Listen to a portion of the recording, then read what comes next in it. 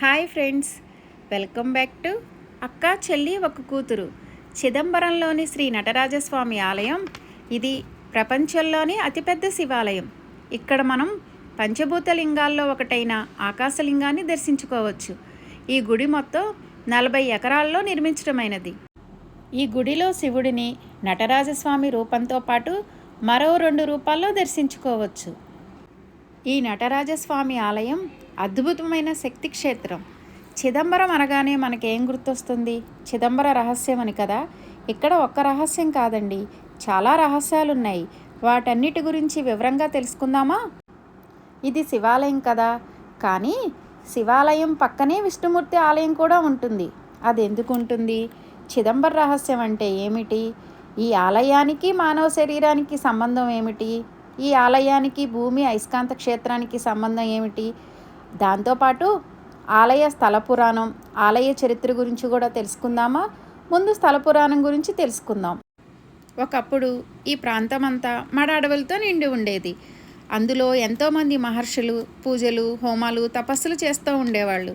దానివల్ల వారికి తపోశక్తి బాగా ఎక్కువగా వచ్చింది. ఆ తపోశక్తి వల్ల వారికి గర్వం పెరిగింది. తాము భగవంతుడిని కూడా ఆధీనంలో ఉంచుకోవచ్చని భావించారు. అది గ్రహించిన హరిహరులు వారి గర్వాన్ని ఎలాగన్నా అణచాలన్న ఉద్దేశంతో అందమైన బ్రాహ్మణుడిగా పరమశివుడు, విష్ణుమూర్తి మోహినిగా అక్కడ విహరించడం మొదలుపెట్టారు.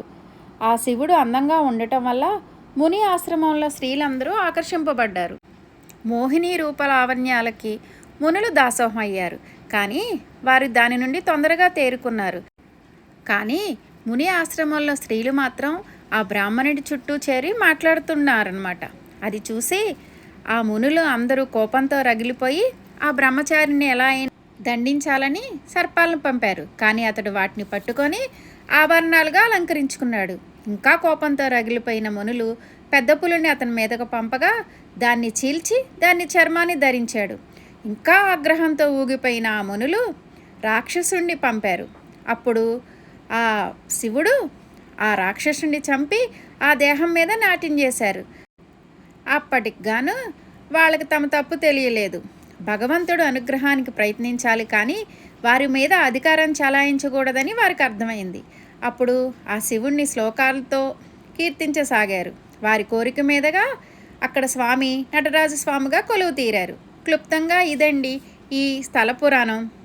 ఇక్కడ మేము నార్త్ ఎంట్రన్స్ నుండి గుళ్ళోకి ఎంటర్ అయ్యానమాట. వెళ్ళగానే ముందు మనకి కొంచెం దూరం వెళ్ళగానే మనకి అమ్మవారి, ఇలాగ ఇప్పుడు మీరు చూస్తున్నది అమ్మవారి ఆలయం. ఇక్కడ అమ్మవారు శివగామిని అమ్మవారుగా పూజలు అందుకుంటున్నారు. మనకి ఈ గుడికి 4 వైపులా 4 గోపురాలు ఉంటాయండి. East, west, north, south. మేము ఇప్పుడు నార్త్ సైడ్ నుండి వస్తే ఫస్ట్ మనకి అమ్మవారి ఆలయం కనిపిస్తుందన్నమాట. ఈస్ట్ సైడ్ నుండి వస్తే మనకి డైరెక్ట్గా గుళ్ళోకి వెళ్తామన్నమాట. మేము ఇటు నుండి వచ్చాం కాబట్టి ఫస్ట్ అమ్మవారి ఆలయం ఉంటే అమ్మవారి ఆలయాన్ని దర్శించుకొని ఆ స్వామి దర్శనానికి వెళ్తున్నాం. ఈస్ట్ ఎంట్రన్స్ మెయిన్ ఎంట్రన్స్ అండి. ఈ ఆలయం టైమింగ్స్ ఎలా అంటే ఉదయం 6 నుండి మధ్యాహ్నం 12 వరకు, మరలా సాయంత్రం 5 నుండి రాత్రి 10 వరకు గుడి ఓపెన్ చేసి ఉంటుంది. ఈ ఆలయం మొత్తం 40 ఎకరాల్లో ఉంటుందండి. ఈ ఆలయాన్ని చోళరాజులు నిర్మించారని తెలుసు, కానీ ఏ చోళరాజు అనేది కరెక్ట్గా తెలియదు అనమాట. ఈ ఆలయ నిర్మాణం మిగిలిన ఆలయాలకి భిన్నంగా ఉంటుంది. చిదంబరంలోని నటరాజస్వామి విగ్రహం యొక్క ఎడమకాలు బొటనవేలు భూమి అయస్కాంత క్షేత్రానికి మధ్య బిందువు అని 8 సంవత్సరాలు పరిశోధన అనంతరం శాస్త్రవేత్తలు తేల్చి చెప్పారు. ఇక్కడ అయస్కాంత శక్తి శూన్యం కాబట్టి ధ్యానం బాగా కుదురుతుంది. ఎక్కువ కాన్సన్ట్రేషన్ చేసి ధ్యానం చేసుకోవచ్చు. ఇప్పుడు మనం ఈస్ట్ ఎంట్రన్స్ వైపుకి వచ్చాం, అంటే ఈస్ట్ గోపురం వైపుకి వచ్చామన్నమాట. ఇది ఈస్ట్ గోపురం. దీనికి కొంచెం ఒక పక్కగా మెయిన్ గుళ్ళోకి వెళ్ళే ఎంట్రన్స్ ఉంటుంది.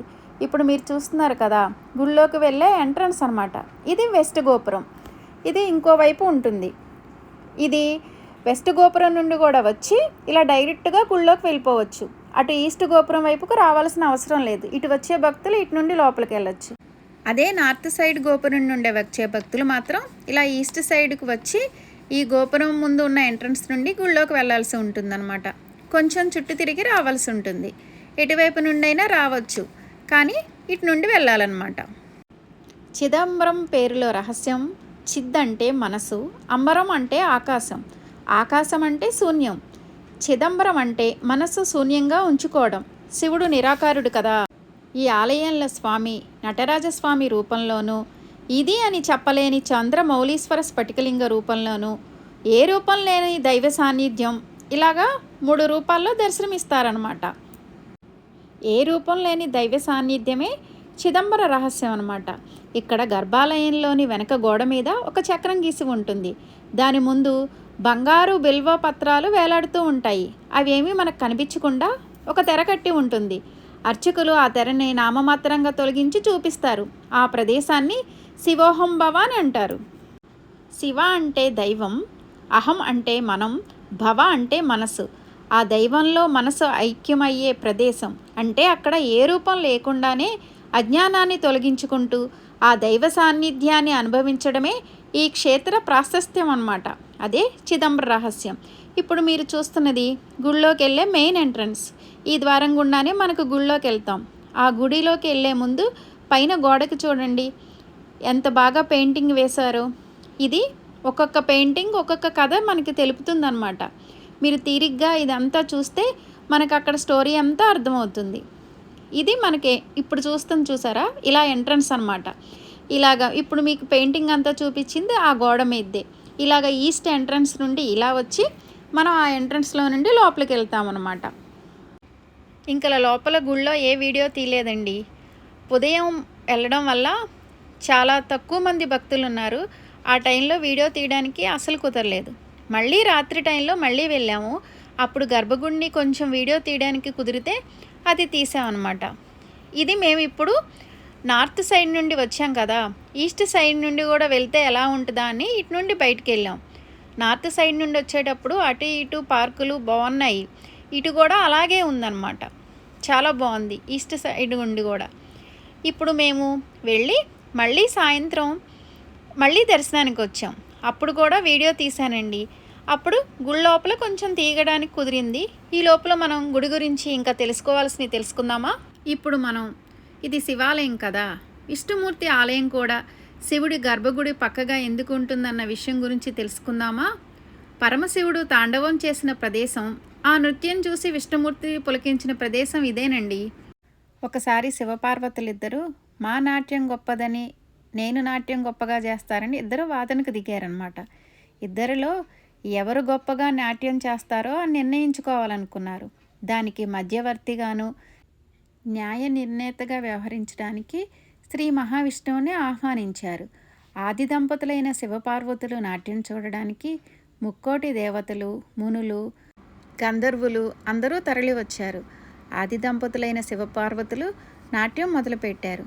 ఇద్దరు ఒకరికి మించి ఒకరు నాట్యం చేయసాగారు. అప్పుడు శివుడు తన చెవికి ఉన్న చెవిపోగుని కింద పడేసి దాన్ని కాలుతో తీసి పైకి పెట్టి మళ్ళీ చెవికి పెట్టుకున్నారు. అది ఆయన చేయగలిగారు. కానీ పార్వతీదేవి అమ్మవారు స్త్రీగా ఉండి అలాంటి భంగిమని చేయలేకపోయారు. అప్పుడు తన ఓటమిని అంగీకరించారన్నమాట. కానీ ఆమె నిజంగా ఓడిపోలేదు. స్త్రీ అవడం వల్ల స్త్రీ అలాంటి భంగిమ చెయ్యకూడదు అనే భావనతో ఓటమికి అంగీకరించారు. మహావిష్ణువు పరమశివుణ్ణి విజేతగా ప్రకటించారు.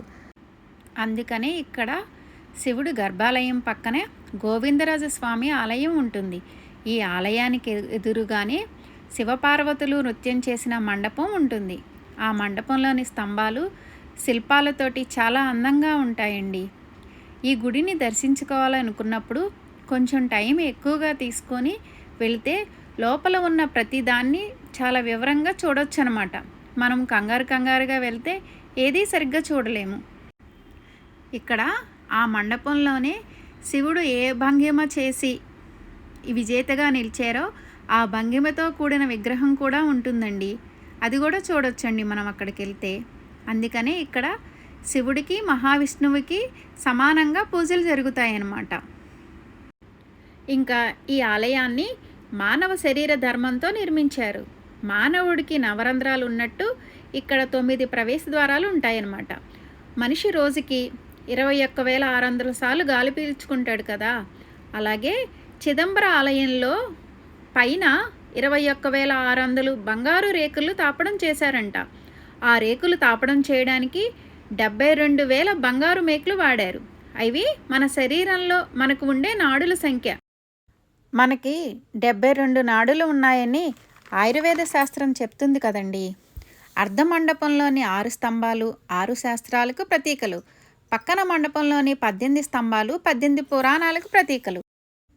మన శరీరంలో ఎడం వైపున గుండె ఉంటుంది కదండి. అలాగే ఇక్కడ గుళ్ళో అమ్మవారి విగ్రహం ఎడం వైపుకు తిరిగి ఉంటుంది. దీనికి ప్రక్కన ఉన్న 4 స్తంభాల మండపం 4 వేదాలకు ప్రతీక. మేము పగలు వచ్చినట్టే రాత్రిపూట కూడా నార్త్ సైడ్ ఎంట్రన్స్ నుండి గుళ్ళోకి వచ్చామండి. మొట్టమొదట మామూలుగా అమ్మవారిని దర్శించుకున్నాం. ఇప్పుడు తర్వాత వచ్చేటప్పుడు దర్శనం చేసుకుందామని వెళ్ళామా, మేము వచ్చే టయానికి అమ్మవారి గుడి క్లోజ్ చేసి ఉందన్నమాట. ఇప్పుడు మేము నార్త్ సైడ్ నుండి వచ్చాం కదండి, ఈస్ట్ సైడ్ వరకు వెళ్తున్నాం అనమాట. ఇప్పుడు మీరు చూస్తున్నది పుష్కరిణి. మేము పగల ఎలా వెళ్ళామో రాత్రిపూట కూడా అలాగే వెళ్ళామండి. ఉదయం 9 చిదంబర రహస్యం అంటే తెర ఉన్న ప్రదేశాన్ని తెర తీస్తారని చెప్పాం కదండి, అలా తీస్తాము.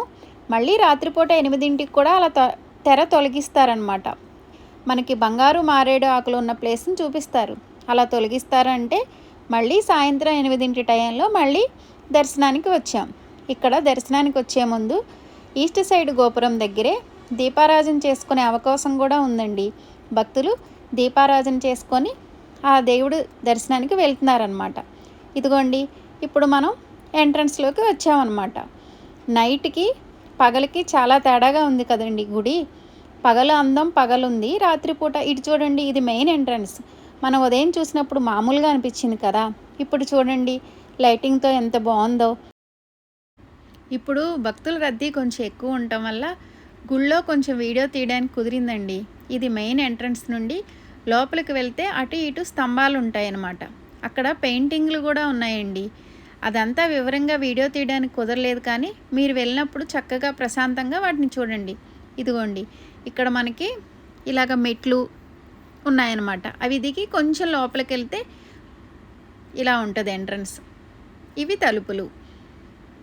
లోపల చూసారా, అవన్నీ స్తంభాలండి. ఆ స్తంభాలు దాటుకొని ఇంకొంచెం ముందుకు వెళ్తే మనకి మెయిన్ గర్భగుడి. ఇప్పుడు మీరు చూస్తున్నదే గర్భగుడి అండి. ఇందులోనే నటరాజస్వామి విగ్రహము ఉంటుందన్నమాట. దీని పక్కన మనకి గోవిందరాజస్వామి వారి గుడి ఉంటుంది. ఇక్కడ ఇంకో విశేషం ఉందండి. ఇక్కడ ఉన్న సుబ్రహ్మణ్య స్వామి విగ్రహం స్తంభంలో ఉంటుంది. అది పెరుగుతూ ఉందంట. అది పెరుగుతూ ఉందని ఎలా తెలుస్తుందంటే 12 సంవత్సరాలకు ఒకసారి దానికి తొడిగిన వెండిది పెంచాల్సి వస్తుందంట. అది అక్కడున్న పూజారి గారు మాకు చెప్పారు. అందుకనే మాకు తెలిసిందనమాట. ఇక్కడ ఈ ఆలయాన్ని దేవాదాయ శాఖ ఆధీనంలో ఉంచలేదండి. పూజారులే ఈ ఆలయం యొక్క మంచి చెడులు చూస్తూ ఈ ఆలయానికి రక్షకులుగా కూడా ఉంటారండి. వీడియోస్ ఎలా ఉన్నాయండి? నచ్చాయా? నచ్చితే ఓ లైక్ కొట్టండి. వీడియో మొత్తం చూస్తూ ఉండండి. సబ్స్క్రైబ్ చేసుకోండి. Thanks for watching. ఇప్పుడు మీరు చూస్తున్నది గుడి ఎంట్రన్స్లో ఉన్న పెయింటింగ్ అండి. పైన ఉంటుందని చెప్పాను కదా, అది పగలు కదా. ఇప్పుడు మీకు చూపించేది నైట్ టైం అనమాట.